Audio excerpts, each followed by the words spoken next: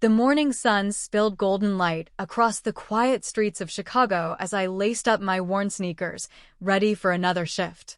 I was a janitor at the local community college, not a glamorous job, but one that gave me time to listen to English podcasts while mopping long hallways and empty classrooms. You see, I wasn't born here. I came from Syria with a heart full of hope and a backpack of broken dreams. I had escaped war, but I hadn't escaped struggle. Each day was a battle not with bombs, but with words I couldn't pronounce and sentences I couldn't finish.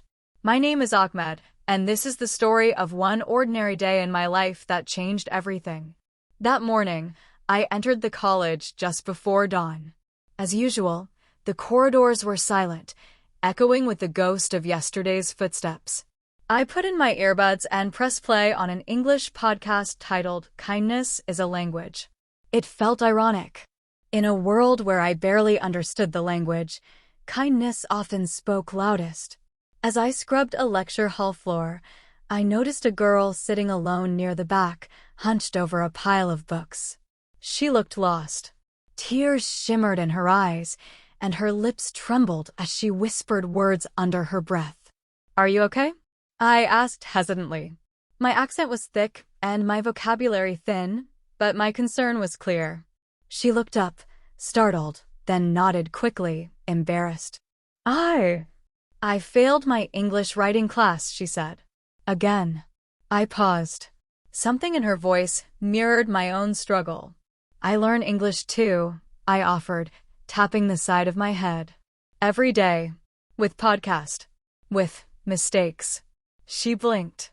Then, slowly, a smile crept across her face. "Really? But you speak well." I laughed. "Only floor cleaning English. But maybe we help each other." It was just a moment. Just a suggestion. But sometimes, moments change lives. For the next few weeks, every morning before her class and every afternoon before my night shift, we met in that same lecture hall. I helped her understand idioms and grammar from her assignments. She corrected my pronunciation and taught me the difference between tough and though. We laughed over awkward expressions and celebrated small victories, like when I used the word overwhelming correctly in a sentence, or when she finally passed her midterm essay with a B+. But the real turning point came one rainy afternoon.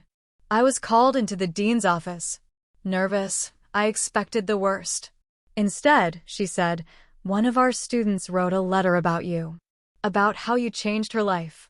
She said your kindness helped her find confidence and a love for language." She slid the letter across the desk. At the bottom was a signature I recognized, Emily, the girl from the lecture hall. I couldn't speak.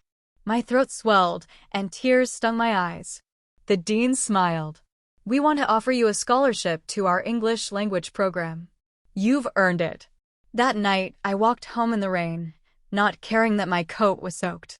I remembered the podcast episode that started it all. Kindness is a language. I realized then that I had been fluent in that language long before I learned to speak English. In the end, we all have stories. Some are told through perfect grammar. Others are told through actions, compassion, and quiet perseverance. You don't need perfect words to change a life.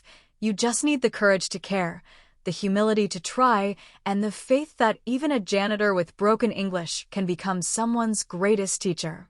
So, if you're learning English or anything else, don't give up. Keep going. Help someone if you can.